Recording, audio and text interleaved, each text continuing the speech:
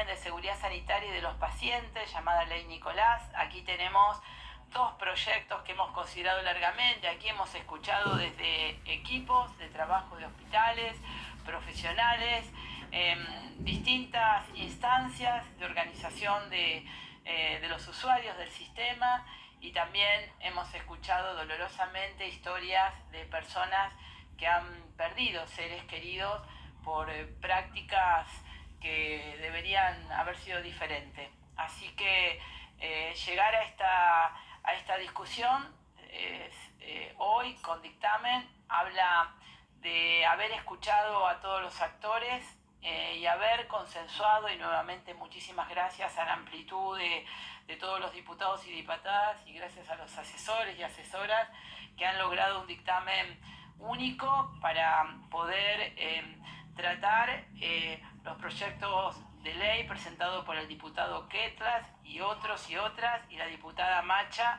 a quien les solicito si quieren participar después de este dictamen de unidad y dar su parecer de cómo llegamos. Gracias, Presidenta, gracias particularmente por su generosidad en poner en tratamiento este tema, y a todas las autoridades de la Comisión, a todos y cada uno de los diputados, y particularmente a los equipos que trabajaron con mucho esfuerzo en tiempos reducidos para poder llegar ahora. Así que, y me consta porque el chat hace que uno no pueda estar muy lejos de donde suceden las cosas últimamente. Es para mí emocionante llegar a este dictamen, en el sentido que, en términos sustantivos, creo que la finalidad última de este tipo de iniciativas es que la sociedad mantenga los niveles de confianza que tiene con el sistema sanitario que tiene hoy en la Argentina, que nosotros lo naturalizamos, pero que la confianza solamente es el resultado de una práctica adecuada, alineada con objetivos sanitarios y también humanitarios. Y que tener malas prácticas a la larga lo que hace es que la gente pierda la confianza en cualquier sistema. Y esta ley es un paso adelante de tantos que ya se dieron y probablemente de tantos que se deban dar para adelante, ¿no? Porque cuando uno ve que el resultado de seguridad del paciente es dependiente de tantas variables, que va desde la formación profesional hasta la infraestructura, desde el funcionamiento del sistema judicial, hasta el conocimiento temprano por parte de los cercanos respecto de sintomatologías, etcétera, etcétera, se da cuenta que la seguridad es un elemento tan deseable como frágil, digamos, ¿no? Y por eso la ley, que logra mucho, probablemente no logre todo. De todas maneras, en la construcción de este camino es un hito muy significativo, porque introduce instituciones nuevas, como el registro del evento Centinela, que es una institución novedosa, porque le da rango legal a la certificación de las capacidades de los profesionales en beneficio de ellos y de las personas usuarias del sistema de salud, porque, y sobre todas las cosas, más allá de los instrumentos cada uno, porque pone en discusión algo de lo que es difícil hablar, que en el sistema sanitario, así como muchas personas tienen un tránsito no conflictivo por el sistema sanitario, hay una cantidad de personas, probablemente minoritarias, pero que han tenido un tránsito muy conflictivo en el mismo. Y al sistema sanitario le cuesta procesar la idea de que es un sistema falible y que la única manera de superar la falibilidad es poniendo en conversación estos temas y haciendo cada una de las partes lo que le toca. En la parte de la legislación, a nosotros lo que nos toca es legislar con estrictez, con sentido contextual. Nosotros, todos los que trabajamos en esta ley, fuimos conscientes mientras escribíamos que lo hacíamos en un momento de particular fragilidad del sistema sanitario. Después de la pandemia, con dificultades de tipo financiera y también de tipo humana. Pero en el centro de nuestra consideración es la búsqueda de ese bien superior, que es la confianza en el sistema de salud, y la empatía respecto a aquellos que han sufrido y que sepan que el sistema institucional argentino los está mirando, les presta atención y trabaja para mejorar. Nada más. Gracias, diputado Ketlas. Un gusto.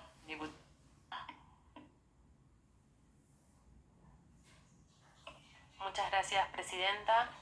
Bueno, en principio también quiero agradecer a la Presidencia, porque la verdad es que ahí hubo también mucho trabajo para que hoy podamos estar tratando este tema.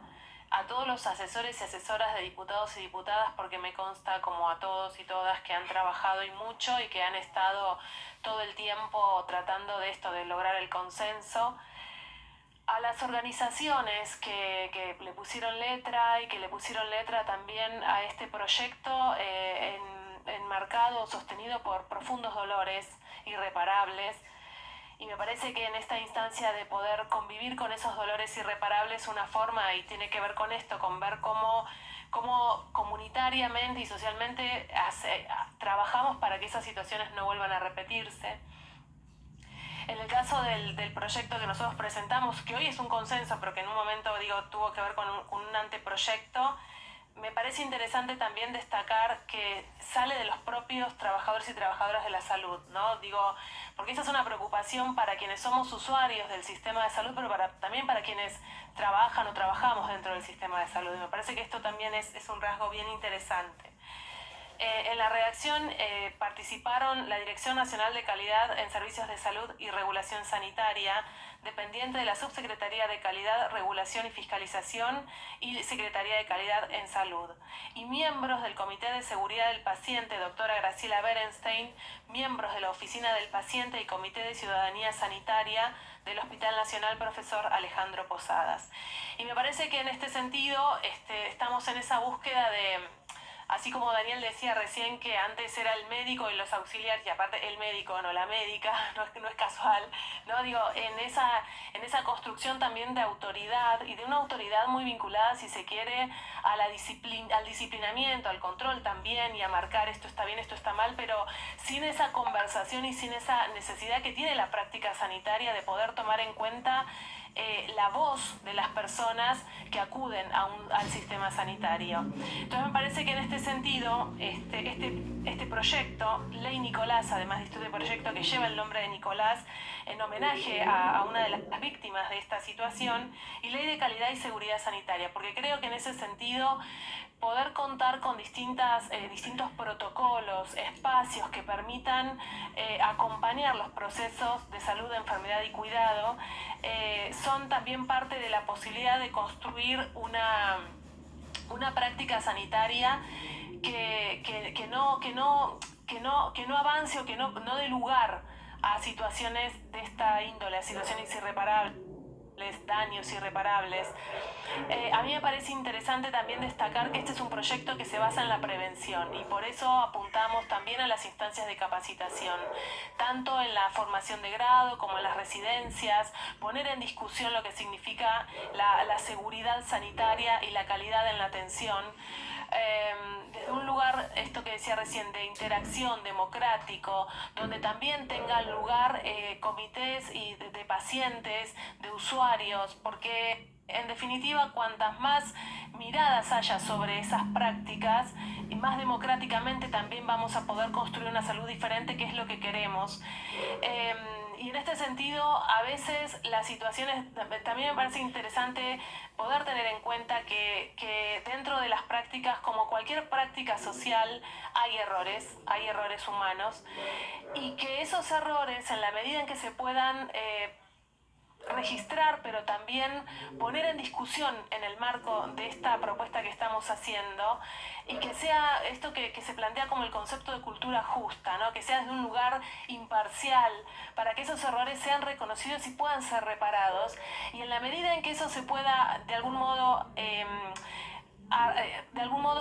abordar antes de que eso siga en una escala de gravedad, también permite modificar prácticas. Yo creo que es la forma. No, hasta el momento no encontramos otra que sea en esto, en la posibilidad de abordarlo, de reconocerlo, de abordarlo y de repararlo rápidamente.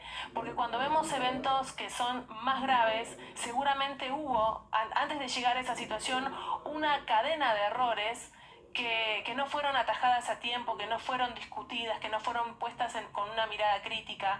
Por eso creo que este proyecto en ese sentido viene a aportar a ese cambio cultural en las prácticas que siempre decimos que es necesario, y en todo caso estamos buscando herramientas para poder erradicar esa situación y para poder avanzar también en una instancia donde todas las personas podamos participar en esas decisiones en salud.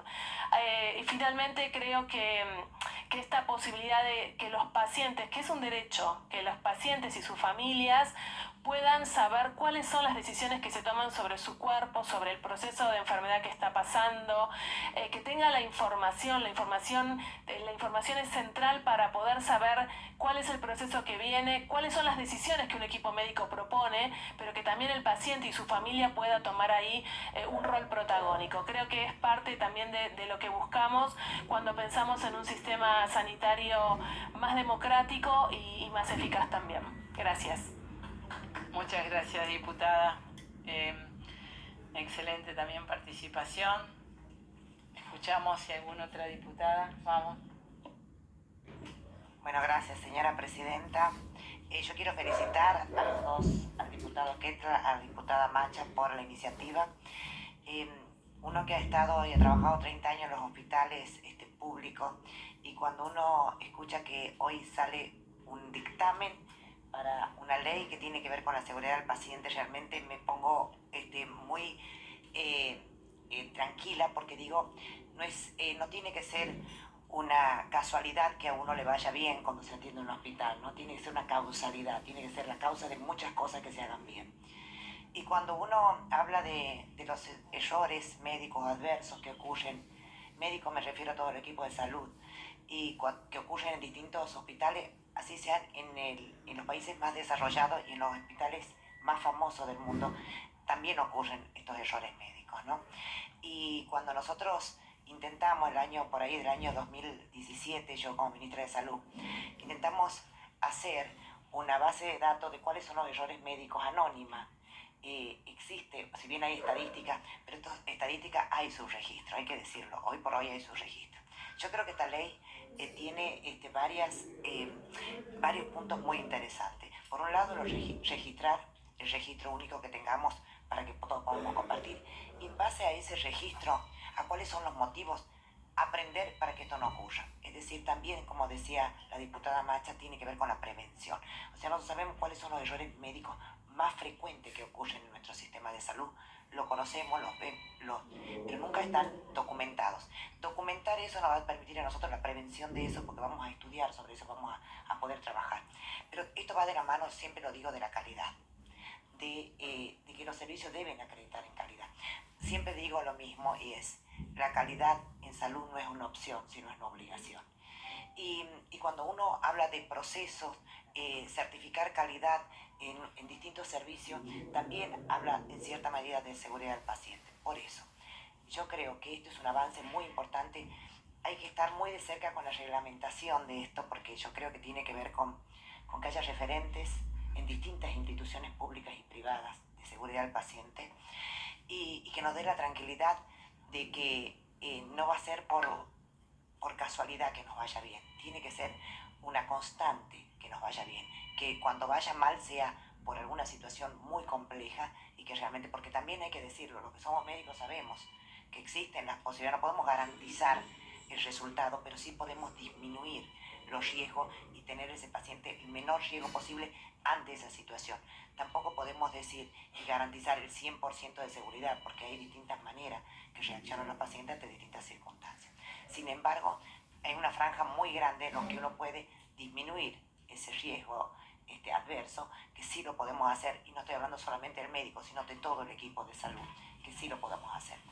Yo por eso creo que tiene muchas ventajas tener, primero, una ley, segundo, que tengamos un registro, tercero, que vamos a hablar de prevención, y cuando uno habla de prevención no estudia lo que le ha ocurrido a otro, y si uno habla sobre qué ha pasado en cada caso particular, lo va a poder aplicar a cada centro, y esto va a disminuir también las denuncias por mala praxis. A pesar que uno cree que puede aumentar, no, yo creo que conocer bien y trabajar sobre los errores médicos más frecuentes que se dan en nuestro sistema de salud, tanto público y privado, va a disminuir estos juicios de mala praxis.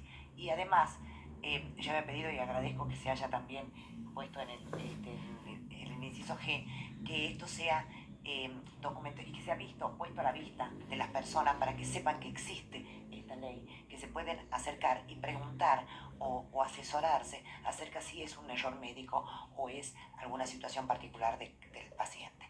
Así que bueno, para mí es un avance muy lindo. Los que trabajamos en hospitales sabemos que en el diario de todos los días es tremendo cuando uno atiende muchos pacientes, cuando hay una demanda importante de la familia y demás, y cuando uno tiene estos procesos ya todo determinado y está protocolizado, le da también cierto resguardo y cierta tranquilidad para la gente que trabaja. Así que bueno, celebro esto y que avancemos y que cuanto antes se pueda presentar en el recinto y aprobarlo. Gracias, Presidenta. Gracias, diputada. Diputado Boyán. No, solo en la línea de lo que decía Rosana, lo que planteó Fabio y Mónica, contarle quizás un par de experiencias de las miles, que debe haber millones, porque debe haber millones o cientos de miles de casos que uno no se entera, no hay registro, y esto también impide en cierta manera la posibilidad de mejorar. Porque sabemos además que en nuestro sistema sanitario quienes deberían, en la mayor parte de los casos, no todas las provincias, pero quienes deberían actuar ante estos casos, que son los responsables que tienen delegada la responsabilidad de la buena práctica profesional, son los colegios. Y si uno les pregunta a los colegios si tienen registro de estas cosas o si han sancionado a alguien por este tipo de motivos, y la verdad que te pueden sancionar por no pagar la cuota, que no, pero en general, dato objetivo, no estoy haciendo juicios de valor, no hay, prácticamente no existe. Es más, existe una estructura para defender en todo sentido al profesional y en una correlación de fuerzas muy desfavorable para el paciente, muy desfavorable para el paciente. No digo ni que sea la mayoría ni nada por el estilo, lo decía Fabio, seguramente debe ser una minoría, pero esa minoría cuesta muchas vidas. Y le cuento un par de ejemplos. En el hospital donde yo trabajo, me estoy por jubilar ya, pero un caso, una paciente que entra con un cuadro vesicular típico y el cirujano en sí decide, bueno, no, hay que operar porque es la tercera vez, tiene serios riesgos, bla, bla. Y el anestesista le dice, no voy a hacer la anestesia porque esto no es una emergencia, mi contrato es para la emergencia y esto hay que enfriar, como dice el protocolo de él, enfriar, se llama la jerga nuestra, 48, 72 horas y después en todo caso si persiste se opera. Y el cirujano dice, el cirujano soy yo, bueno, no se operó. Conclusión, la mujer se murió, 36 años, 6 hijos, etc. Otro caso. Un caso de una mujer joven con 8 hijos que entra al hospital con mucha sintomatología de tener un aborto infectado y falla el equipo, falla desde la sala de atención primaria, todos los criterios de alarma fallan y la mujer fallece. Digo, ante todo esto, nosotros en el hospital desarrollamos una estructura, primero para tratar de prevenir, pero sobre todo para tratar de prevenir tenés que poder ver qué es lo que está fallando y qué es lo que falla, como decía Rosana, en forma sistemática, porque algo ahí está pasando. Y entonces se analizaban todos estos casos con la participación de la familia. No solamente un ateneo médico, sino con la participación y la visión de la familia. Y la verdad que fue una experiencia muy buena, porque se pudo visibilizar, se pudo ver lo que antes pasaba desapercibido, lo que era sufrimiento para un paciente que se sentía impotente de luchar contra el sistema. Esto nos permite, como decía recién, tener, así como tenemos el responsable de docencia e investigación, el responsable que cuida todo lo que es enfermedades intrahospitalarias, etc. Tener un dispositivo permanente, pero que deba funcionar, por supuesto, para analizar todos estos casos y garantizar calidad. Yo sé que con una ley, la parte esta de la parte humanizada, de la parte empática, es difícil por ley, pero se cambian conductas también. Se cambian, porque si generamos todos estos ámbitos donde queda de manifiesto qué fue un error que le puede suceder a cualquiera, porque bueno, a veces son cosas que son inevitables, y qué no lo fue, y si se empieza a visibilizar, también eso empieza a que cada uno se cuide un poquito más, y otros además en estos ámbitos, créanme, que después de estar a veces muy desgastado por un sistema que es muy demandante y que es muy entendible que los trabajadores y trabajadoras de la sola vez estén sobrepasados, pero estas cosas a veces también logran que nos humanicemos un poquito más para aquellos que han perdido esa cuestión quizá vocacional que debería existir, entiendo yo, en todo trabajador y trabajadora de la salud, sobre todo porque estamos trabajando con lo más sensible que tenemos los seres humanos, que es la vida. Bueno, nada más, felicito y seguramente vamos a sacar esta ley. Gracias. Gracias, diputado. Excelente. Gracias, presidenta. Antes que nada, como todos lo han hecho, felicitar a la diputada Macha, al diputado Ketlas. Realmente una excelente iniciativa y más que necesaria en nuestra estructura de salud.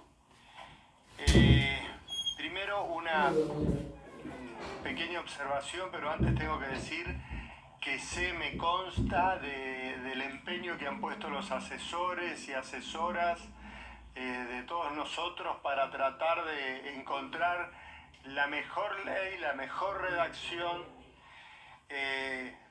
No obstante, y a riesgo de sonar disonante, pero hay algo que creo que, digamos, no es un impedimento, pero no es un impedimento mayor para que esto salga, pero hay algo que le encuentro difícil en la operatividad, que es el capítulo 5, la verificación de la capacidad psicofísica del equipo de salud.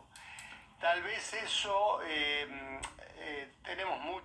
todavía tenemos oportunidad de recharlarlo, porque es muy difícil operativamente en la capacidad de control y monitorización permanente de la capacidad de todo el equipo. Eso significa una estructura que estructuras que hoy no existen, una cultura que hoy no existe, y seguramente también va a significar erogaciones económicas para poder operativizarlo. Pero bueno, dicho esto, quiero resaltar dos aspectos que son para mí altamente positivos. Y quiero volver a felicitarlos por cómo tomaron la problemática. Primero, que es un proyecto, o se logró sintetizar un proyecto proactivo. No es un proyecto donde la seguridad se cuida con la sanción. La seguridad se cuida a través de mecanismos de concientización y de alarmas y de alertas y de herramientas para garantizar esa seguridad. O sea que me parece que es excelente la mirada desde ese punto de vista, que ni más ni menos es prevención, no es sanción post-hecho. El otro tema que yo quiero resaltar es, y también complementariamente, algo que dijo la diputada Macha y que dijo el diputado Boyán, nosotros ya hemos creo que superado en un buen porcentaje, no totalmente, la visión médico-céntrica de la salud. Y también esta ley ayuda a superar la visión médico-céntrica de la culpa. Porque así como el médico a veces, nos creíamos, hablemos en pasado, dioses ocasionales, también nos ponían nos anatemizaban como casi asesinos. según fuera la cosa. Y acá realmente lo que queda bien claro y bien redactado es que hay una cadena de hechos que concurren finalmente en el éxito o en el fracaso de un proceso médico. Que como bien dijo la doctora Chala, uno no puede garantizar resultados, pero sí puede garantizar procesos, puede garantizar cumplir procedimientos. Y en el procedimiento interviene el médico, pero también interviene la obra social, el auditor que demoró o no la autorización de una prótesis, también interviene el Estado provincial o nacional que dio la partida suficiente y que controló de que por ejemplo, los aparatos de esterilización estuvieran aptos y que fueran lo suficientemente acordes a la época. También interviene el dueño o los dueños o las dueñas de las clínicas que hacen la inversión que corresponde en la seguridad del paciente. O sea, que claramente, así como el médico no tiene por qué ser el dueño de los laureles cuando hay un éxito en la medicina, tampoco es el dueño de las culpas. Hay una cadena, hay equipos y hay cadenas de acciones que van desde cuestiones meramente administrativas hasta el cuidado en la cama del paciente. O sea que me parece que esta visión cambia, o mejor dicho, esta ley ayuda a cambiar esa visión simplista, reduccionista, de que todo pasa por el médico y de que estamos en que hay que tener una visión sistémica en donde entran personas, procedimientos e instituciones. Así que yo los vuelvo a felicitar de corazón. Yo tuve una pequeña experiencia personal. En algún momento fui director de un centro de salud, director médico de un centro de salud privado, y nosotros intentamos poner, así como pusimos el comité de ética y el comité de seguridad. Era muy difícil, sumamente difícil, porque había una resistencia no solamente de los médicos, de todos, hasta presión de la obra social que no quería que se ponga en evidencia eventualmente la demora administrativa que había habido para autorizar un procedimiento. Entonces, la verdad creo que esto da un marco sólido, conceptualmente impecable, para que esa tarea titánica de caminar hacia mayor seguridad del paciente sea más fácil. Así que bueno, muchas gracias por este aporte que le hacen al sistema de salud. Gracias, diputado, diputada.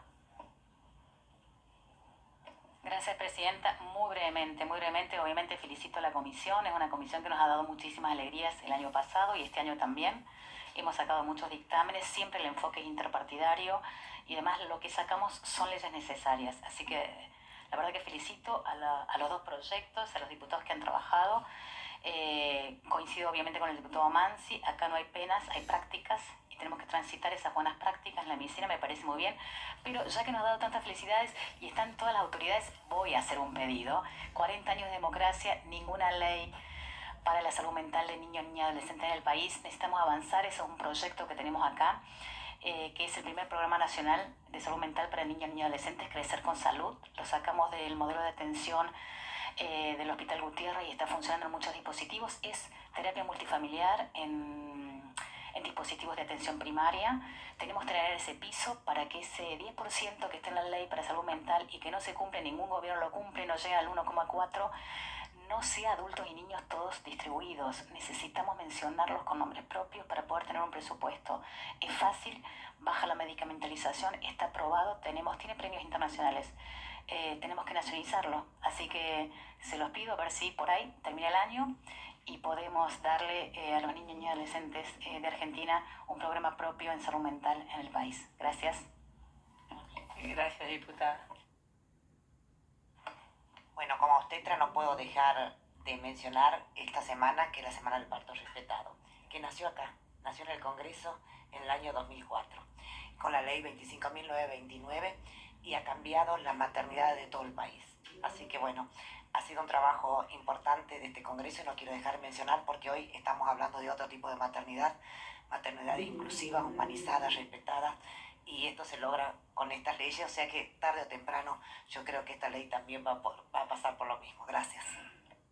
Gracias, diputada Machi. Sí, no, agregar una cuestión que coincido con esto, tener en cuenta la Semana del Parto Respetado, y en articulación tal vez también con esta ley, que este proyecto que estamos tratando hoy de seguridad sanitaria, creo que si bien tenemos una muy buena ley, falta todavía mejorar muchísimo las prácticas vinculadas a la obstetricia, a la atención en el parto, en el preparto, parto y posparto. Y en todo caso también contarles que mañana 17 de mayo estamos haciendo un acto en el Congreso a las 5 de la tarde con varias organizaciones, entre ellas estamos en el marco de la campaña Mi Parto, Mi Decisión y la Red Argentina de Casas de Parto, distintas organizaciones, son como 50, 60 orgas, que la idea es esto, es seguir peleando por el parto justo, digno, respetado, contra la violencia gineco-obstétrica. Y bueno, así que nada, convocarles para que si pueden estar, es importante. La única condición es ir con algo rojo, nada más. Gracias, diputada. Yo también espero que se trate cuanto antes la ley de obstétricas, ¿no? Es un dictamen que esta comisión trabajó mucho y lamentablemente no está en el recinto, que aportaría también, todas y todos coincidimos acá en ese proceso. Perdón, la queremos tal como salió de acá, sin modificaciones, es lo que piden especialmente las compañeras obstétricas. Sin ninguna modificación la queremos en el recinto. Gracias. Bueno, muchas gracias. Quiero felicitarlos, agradecerles el quórum a todos los diputados y diputadas y por favor un gran agradecimiento a los asesores y asesoras que han trabajado y mucho.